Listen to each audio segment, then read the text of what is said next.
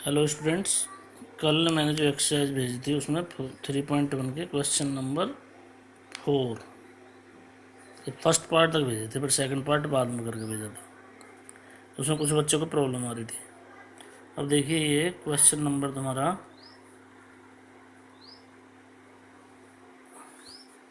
Question number 4 था। इसने बोला construct a 2x2 matrix A equal to A I J whose elements are given by.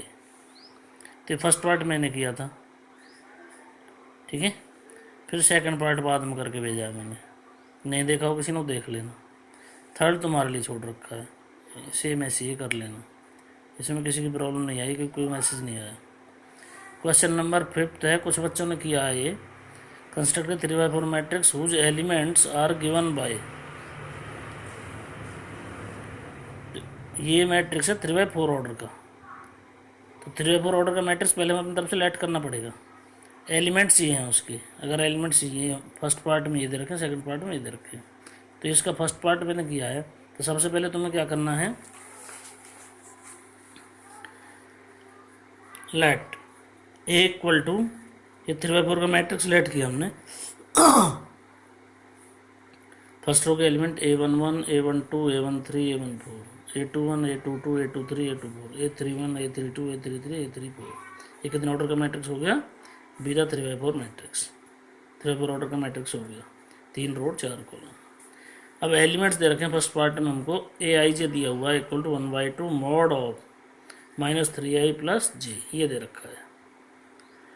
तो यहाँ अब हमें चाहिए पहले A11 चाहिए। पहला एलिमेंट है हमारा A11, तो इसलिए क्या हम A11 निकालेंगे यहाँ से, यानी आई को भी 1 रख दो इसमें और जे को भी 1 रख दो। तो A11 हमारा ये होगा, जहाँ आई है और जे 1 रख दिया, 1/2 मॉड -3, आई की जगह क्या रख दिया हमने, 1 रख दिया, प्लस जे को भी क्या रख दिया, 1 रख दिया। -3 × 1 -3, ये -3 हो जाएगा, +1, -3 + 1 आ गया -2। तो मॉड के अंदर आ गया -2। अब मॉड के अंदर कोई भी वैल्यू हमेशा बाहर कैसी निकलती है, पॉजिटिव। तो मॉड हटाएंगे तो -2 क्या हो जाएगा, +2 ही हो जाएगा। तो 1/2 × 2 हो गया 1। ध्यान रखना, मॉड के अंदर से वैल्यू कैसी होती है, पॉजिटिव निकल के आती है, चाहे नेगेटिव है कैसी भी। फिर A12 इसी तरीके से आई को 1 रखा, जे को 2 रखा, -3 × 1 प्लस जे की जगह 2 रख दिया। ये सॉल्व करके ये आ गया हमारा 1/2। इस तरीके से A13, A14, A21, A22, A23, A33 ये सारे निकाल लिए फिर हमने। फिर A31 यहाँ तक निकाल के A34 तक निकाल लिए, क्योंकि हमें चाहिए थे A34 तक चाहिए थे एलिमेंट। अब ये कुछ बच्चों ने यहीं तक निकाल के छोड़ दिया इस क्वेश्चन को, आंसर लिख दिया बस इसमें। ये इनकम्प्लीट है अभी। तो इसमें क्या तुमको ये वैल्यू कहाँ रखनी है, जो एलिमेंट्स निकालें ये इस मैट्रिक्स में रखने ऊपर, जो 3/4 का तुमने लेट किया है। तो लिख दोगे hence A equal to, A11 की वैल्यू रख दी हमने यहाँ पर, A12, A13, A14, A21, A22, A23, A24, A31, A32, A33, A34, ये वैल्यू रख देंगे सारी। तो ये हमारा आंसर हो गया। ये हो गया 3/4 का मैट्रिक्स। बिल्कुल सेम ऐसे इसका पार्ट सेकंड है। पार्ट सेकंड में ये दे रखा ए I J equal to 2i - जे दिया हुआ है। तो सेम ऐसे ही तुम्हें ये करना है। यहाँ सेकंड पार्ट डाल के यहीं से शुरू कर देना है। वो तुम्हारा मैट्रिक्स ए यही चलता रहेगा जो ये वाला है, और यहाँ लास्ट में वैल्यू रख देनी है, ठीक है।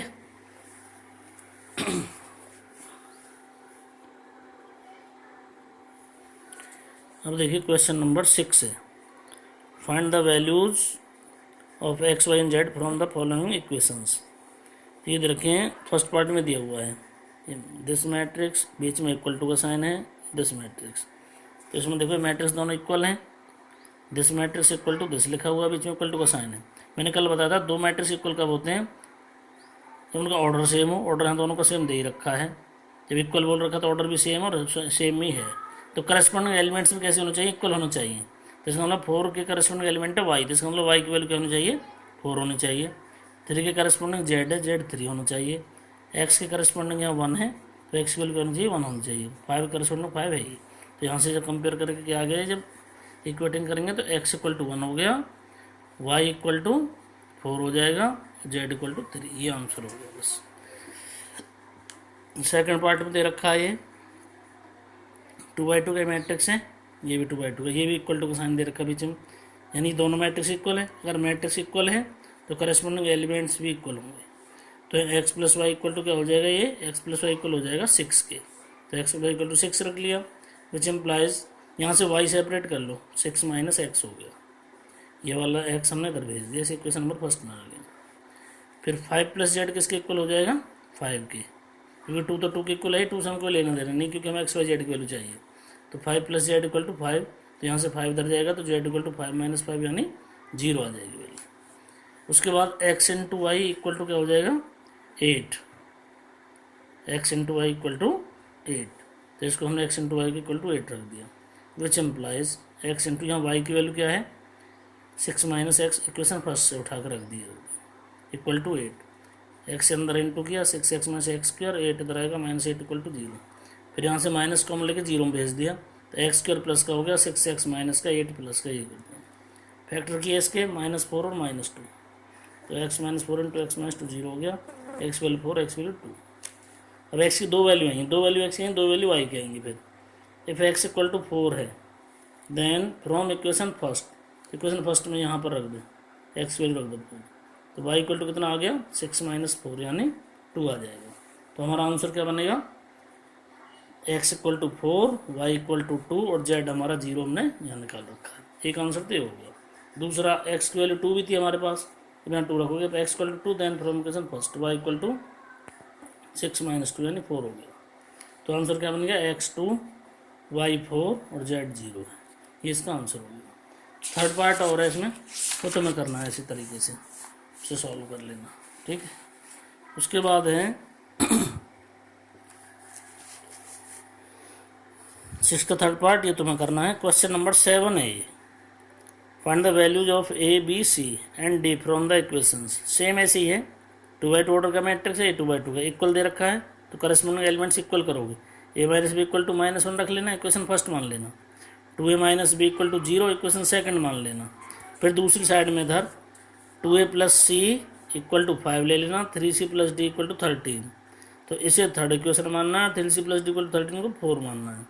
फर्स्ट और सेकंड इक्वेशन को सॉल्व करके और भी निकाल लेना, ए की वैल्यू थर्ड में रख देना, सी निकल जाएगा, सी की वैल्यू फोर्थ में रख देना, डी निकल जाएगा, वो तुम्हारा आंसर हो जाएगा। ये भी तुम्हें करना है इसी तरीके से। ये भी क्वेश्चन नंबर 8 देखिए, 8 में से बोला है A equal to A I J, matrix का साइन है बाहर, एलिमेंट्स ए आई जे दे रखा है, ऑर्डर दे रखा है m/n, ये जे स्क्वायर मैट्रिक्स, ये स्क्वायर मैट्रिक्स होगा, कब होगा, इफ स्क्वायर मैट्रिक्स क्या होता है, जब उनका रो कॉलम कैसे हो, सेम हो, तो इसका मतलब m इक्वल टू क्या होना चाहिए, n होना चाहिए, तो इसका c आ जाएगा, क्योंकि यहाँ ऑर्डर m/n दे रखा है, नहीं m रो n कॉलम है, जब रो कॉलम इक्वल होंगे तब स्क्वायर मैट्रिक्स होगा, इसका मतलब क्या हो गया, m इक्वल टू n आ जाएगा इसका आंसर।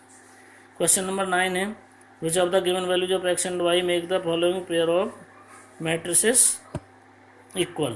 तो ये x और y कौन सी वैल्यू हैं जिनसे कि दोनों मैट्रिक्स इक्वल हो जाएंगे, तो ये इक्वल कब होंगे, जब करस्पॉन्डिंग एलिमेंट्स इक्वल हों। तो यहाँ से तुम्हें 3x प्लस 7 इक्वल टू रखना है 0 के, यहाँ से x की वैल्यू निकल के आएगी कुछ -7/3, 5 इक्वल टू y माइनस 2, यहाँ से y की वैल्यू आ जाएगी 7 निकल के, फिर y प्लस 1 इक्वल टू 8, यहाँ से y की वैल्यू 7 ही आ रही है दोनों जगह से, 2 माइनस 3x इक्वल टू 4, लेकिन यहाँ से x की वैल्यू जो यहाँ पर आई थी वो नहीं आती, -7/3 नहीं आती, कुछ और आती है।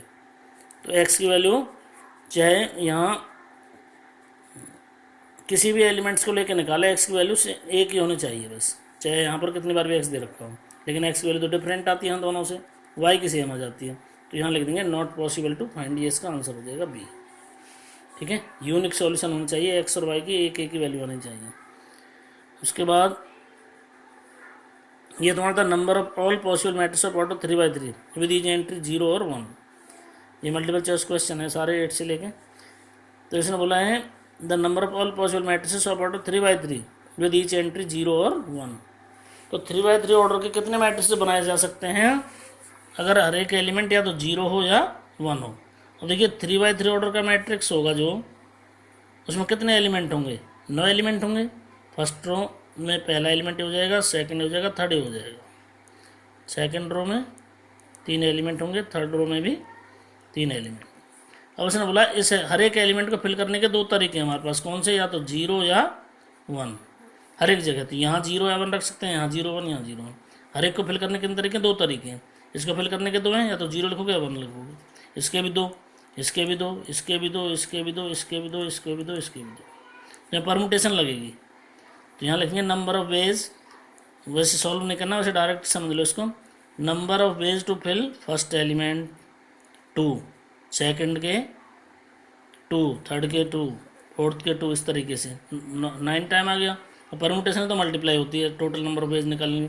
तो टोटल नंबर ऑफ मैट्रिक्स कितना हो जाएगा, 2 इंटू 2 इंटू 2 इंटू 2 इंटू 2, यानी 2 की 9 टाइम मल्टीप्लाई। 2 को 9, 2 को 9 होता है 512। तो इसका आंसर क्या हो जाएगा फिर, इसका हो जाएगा आंसर डी हो जाएगा, 512 हो जाएगा। ठीक है, इस तरीके से निकालना था।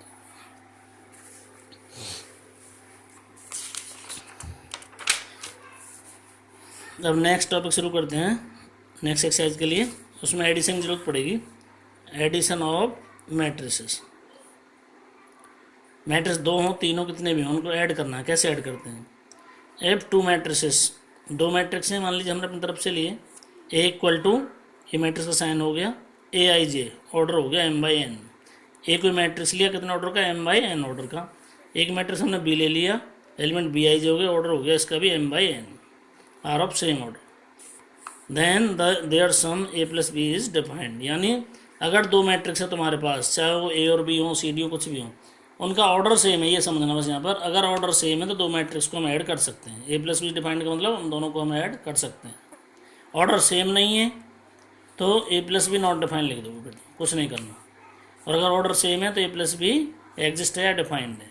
तो ए प्लस बी निकालना कैसे है, तो ए प्लस बी दोनों मैट्रिक्स को ऐड कैसे करना है, लिखेंगे ऐसे, A plus B matrix A plus matrix B equal to, ये मैट्रिक्स का साइन हो गया, करस्पॉन्डिंग एलिमेंट्स को प्लस करना है, ए I J plus B I जे, यानी आई जे को जब 1 रखा, 1 1 रखा तो ए 1 1 प्लस बी 1 1, 1 2 रख दिया, ए 1 2 प्लस बी 1 2, इस तरीके से करस्पॉन्डिंग एलिमेंट्स को प्लस करना है। वो आगे किसी एग्जाम्पल में बताऊँगा तुम्हें।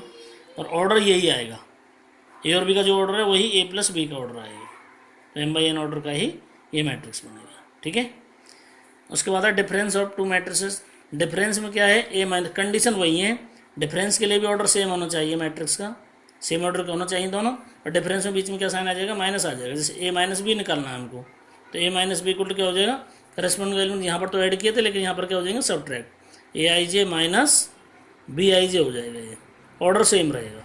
तो डिफरेंस और सम में ऑर्डर सेम ही रहता है दोनों मैट्रिक्स, जब प्लस करोगे तो जो मैट्रिक्स आता है निकल के उसका। Multiplication of A matrix by a scalar, किसी मैट्रिक्स को किसी स्केलर क्वांटिटी से मल्टीप्लाई करना। स्केलर क्वांटिटी जैसे 2 3 वगैरह इस तरीके से। तो हमने लिया यहाँ पर लेट ए कोई मैट्रिक्स ले लिया एम बाई एन ऑर्डर का,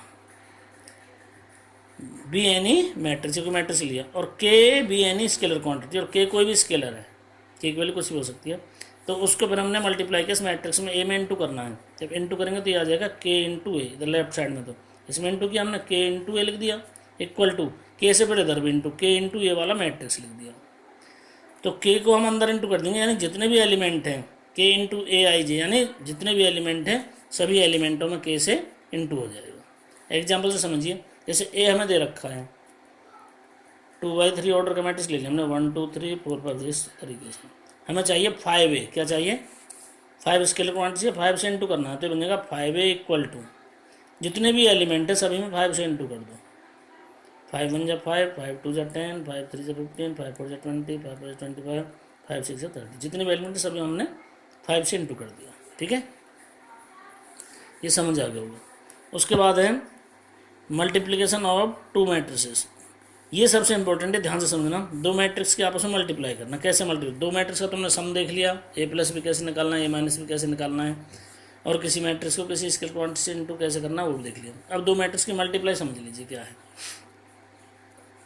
मान लीजिए लेट देयर आर 2 मैट्रिसेस, हमारे पास 2 मैट्रिक्स है। मान लीजिए ए इक्वल टू क्या ले लिया हमने, ए आई जे, ऑर्डर हो गया इसका M by N, M by N लिखा हुआ है, एंड बी इक्वल टू, ये एलिमेंट होगा बी आई जे, ऑर्डर हो गया इसका के बाई पी ले लिया मैंने। ठीक है, 2 मैट्रिक्स हो गए ए और B. Then product of 2 matrices A and B defined. तो ए और बी की मल्टीप्लाई कब डिफाइंड हो सकती है, इनकी इंटू कब हो सकती है, इफ एन इक्वल टू के, यानी पहले के कॉलम, पहले मैट्रिक्स के पहले मैट्रिक्स हमारा ये है ए, इसके कॉलम और दूसरे की रो, इसकी रो क्या है के, तो एन इक्वल टू के हो, यानी पहले मैट्रिक्स के column, number of column of matrix A equal to number of row of matrix B. पहले मैट्रिक्स के कॉलम अगर दूसरे मैट्रिक्स की रो के बराबर है तो ए इंटू बी डिफाइंड है, यानी प्रोडक्ट डिफाइन है, हम मल्टीप्लाई कर सकते हैं। तो मल्टीप्लाई में तुम्हें क्या देखना है, जो भी तुम्हें मैट्रिक्स दे रखा है फर्स्ट मैट्रिक्स के कॉलम और सेकंड मैट्रिक्स की रो अगर इक्वल हैं तभी हम इनको इंटू कर सकते हैं, नहीं लिख देना ए इंटू बी नॉट डिफाइंड या नॉट एग्जिस्ट। और इसको रिप्रेजेंट कैसे करना है, तो मैं डिनोट कैसे करना है, ए और बी की मल्टीप्लाई को ए इंटू बी ऐसे लिख देना, सिर्फ ए बी ऐसे लिख दो, इसका मतलब क्या है ए और बी की मल्टीप्लाई है। अब मल्टीप्लाई करनी कैसे है, ये तो मल्टीप्लाई पता चल गई, मल्टीप्लाई एग्जिस्ट है, तो दो मैट्रिक्स हो गए और भी उनकी मल्टीप्लाई एग्जिस्ट है। इनटू करनी कैसे है, in multiplication we multiply row of matrix first to column of matrix second. हम मल्टीप्लाई कैसे करते हैं, पहले मैट्रिक्स की रो को दूसरे मैट्रिक्स के कॉलम में इंटू करते हैं।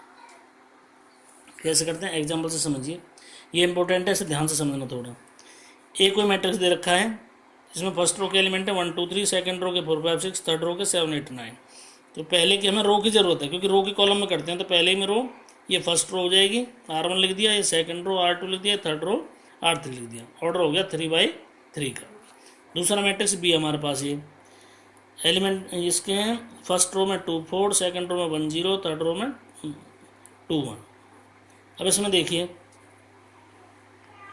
यहाँ पर ये कितने ऑर्डर का मैट्रिक्स है, ये 3/2 का, कितने ऑर्डर का है 3/2 का, ये कितने ऑर्डर का 3/3 का। अब हमें ये देखना इन दोनों की मल्टीप्लाई होगी या नहीं होगी, पहले ये चेक करना है तुम्हें।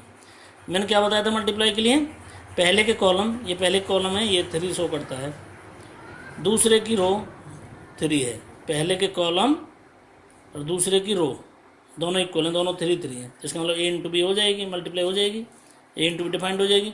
और ए इंटू बी करने के बाद यहीं पर हमें पता चल जाएगा कितने ऑर्डर का मैट्रिक्स आएगा ए इंटू बी का। तो ये तुम्हें ध्यान रखना है, कैसे, पहले के कॉलम दूसरे की रो बराबर है, इन दोनों को डिलीट कर दो यहाँ से, क्या बचा, यहाँ 3 बचा, यहाँ पर 2 बचा, तो जो ए इंटू बी होकर जो मैट्रिक्स आएगा वो आएगा 3/2 ऑर्डर का आएगा, हमें पहले ही पता चल गया। अब ए इंटू बी करने कैसे, देखिए इसमें कॉलम 2 हैं, फर्स्ट कॉलम को C1 लिख दिया, सेकंड कॉलम को C2 लिख दिया। इंटू कैसे करना है, A into B equal to first row की फर्स्ट कॉलम में, यहाँ लिखोगे R1 C1 फर्स्ट रो की फर्स्ट कॉलम में, फिर फर्स्ट रो की सेकंड कॉलम में R1 C2, दूसरा एलिमेंट बन जाएगा। पहले लिखोगे R1 C1, फिर उसके बाद R1 C2, अगर C3 भी होता तो यहाँ आगे तीसरा एलिमेंट बन जाता R1 C3, ठीक है, लेकिन वहाँ है ही नहीं। उसके बाद फिर R2 C1, फिर R2 C2, यहाँ पर ये लिख दिया, फिर थर्ड रो से R3 C1 R3 C2, यहाँ पर ये लिख दिया। अब इनकी इंटू करते कैसे हैं ये देखिए, ये तो हमने वैसे लिख दिया R1 की C1 में, R1 की C2 में, इस तरीके से। अब ये पहला है R1 C1, पहला R1 C1, तो ये R1 में कितने एलिमेंट हैं, 3 एलिमेंट है 1 2 3, C1 में कितने एलिमेंट है, 3 एलिमेंट है 2 1 2। अब इनकी इंटू करनी है, कैसे करनी है, पहले एलिमेंट को पहले से करना है, दूसरे एलिमेंट को दूसरे से करना है, और तीसरे एलिमेंट को तीसरे से। रो की कॉलम में रो का पहले एलिमेंट कॉलम के पहले एलिमेंट से, दूसरा एलिमेंट कॉलम के दूसरे से, तीसरा तीसरे से, और बीच में साइन रखना है प्लस का, तो यहाँ लिखोगे 1 × 2 आ जाएगा, लिख दिया 1 × 2, बीच में साइन प्लस का, सेकंड एलिमेंट 2, यहाँ सेकंड 1 है, तो लिखोगे 2 × 1, फिर प्लस 3 × 2, ये लिख दिया इस तरीके से। ये तो हो गया R1 C1। फिर R1 C2 में वही R1 की C2 में पहले एलिमेंट को पहले से 1 × 4 लिख दिया, प्लस 2 × 0 लिख दिया, प्लस 3 × 1 लिख दिया, ठीक है, ये हो गया R1 C2। फिर सेकंड रो से करो R2 C1, उसी तरीके से फर्स्ट एलिमेंट फर्स्ट, यानी 4 × 2 लिख दिया, प्लस 5 × 1 प्लस 6 × 2, फिर 4 × 4 सेकंड कॉलम में करेंगे तो प्लस 5 × 0 प्लस 6 × 1, फिर R3 C1 7 × 2 plus 8 × 1 plus 9 × 2, 7 × 4 plus 8 × 0 plus 9 × 1, इस तरीके से हमने कर लिया इसको। फिर आगे सिंप्लीफाई करेंगे इसको, इक्वल टू, अब यहाँ इनके बीच में थोड़ा गैप देना क्योंकि ये R1 C1 फर्स्ट एलिमेंट है, ये हमारा इनकी इंटू की, ये एक एलिमेंट ये बनेगा, फिर थोड़ा गैप छोड़िए दूसरा एलिमेंट बनेगा। अब इन्हें सॉल्व करो, 2 × 1 2 हो गया, प्लस 2 × 1 2 प्लस 3 × 6, यहाँ 4 × 1 4 प्लस 0 प्लस 3, ऐसे सॉल्व किया इनको सभी को। ये निकल गया हमारा मैट्रिक्स कितना, 10 7 25 22 40 37, 3/2 ऑर्डर का मैट्रिक्स आ गया। हमें पहले ही पता चल लगा लिया था इंटू होकर कितने ऑर्डर का मैट्रिक्स आएगा, ये लिखना जरूरी नहीं है यहाँ पर, ठीक है, सिर्फ ये इसका आंसर हो गया, कितने ऑर्डर का 3/2 का, तो मैं समझाने के लिए मैंने लिख दिया है ऑर्डर इसका, ठीक है। तो मल्टीप्लाई एक बार इसे एक बार और दोबारा समझ लेना है। उसके बाद आइए एक्सरसाइज पे। Exercise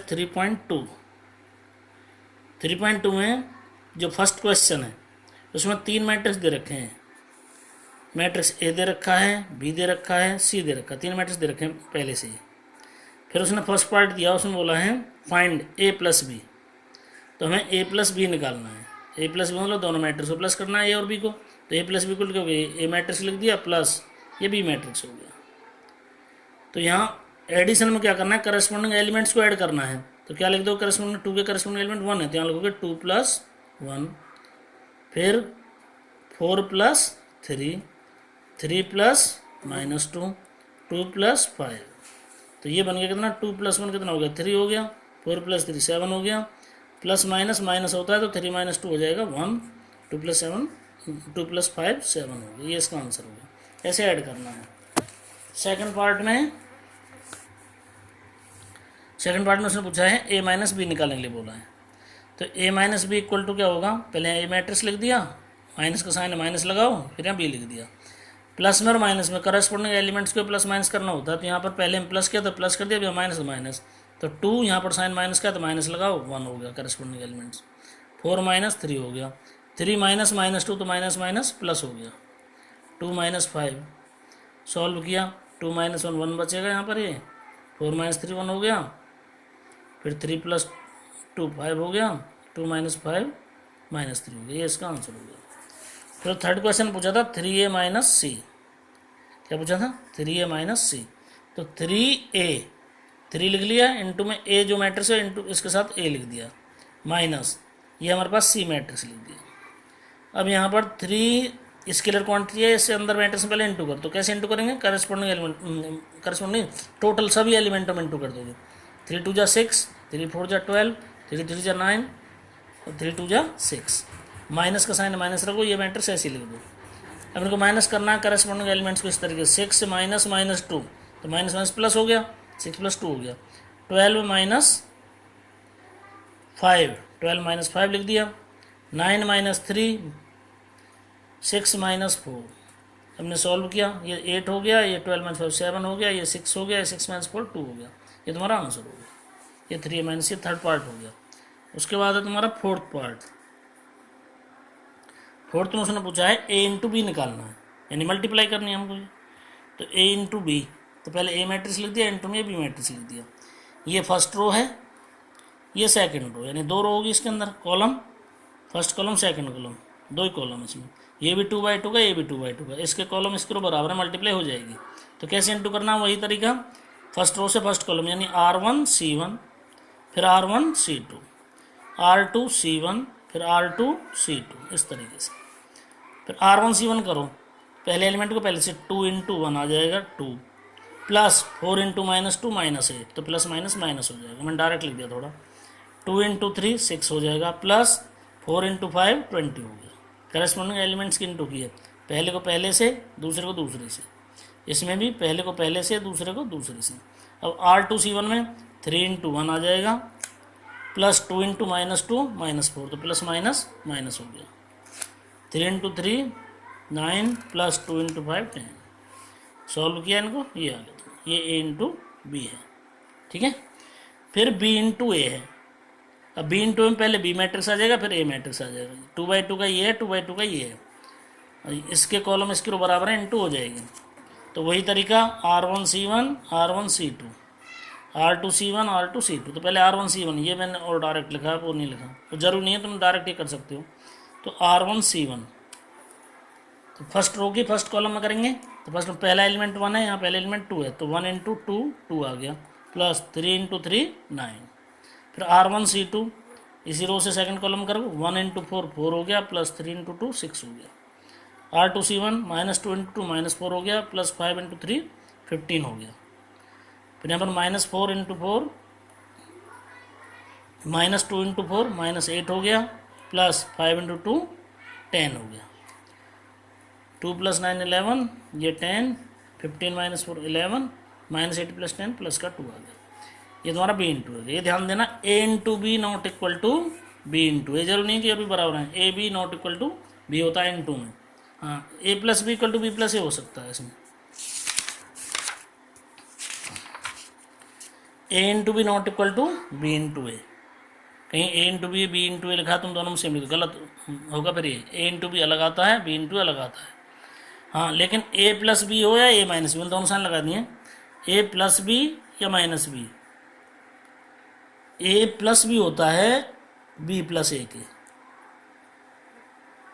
A plus B equal to क्या होता है बी प्लस ए के, लेकिन माइनस वाला भी इक्वल नहीं होता, सिर्फ प्लस वाले में ए प्लस बी इक्वल टू क्या होता है बी प्लस ए होता है बस। ठीक है, A minus B minus A के इक्वल नहीं होता, A into B B into A के इक्वल नहीं होता, सिर्फ A plus B equal to B plus होता है, यानी जो एडिशन होता है मैट्रिक्स से वो कम्यूटेटिव होता है। फिर उसके बाद है तुम्हारा क्वेश्चन नंबर सेकंड में इसने बोला है इवेल्युएट।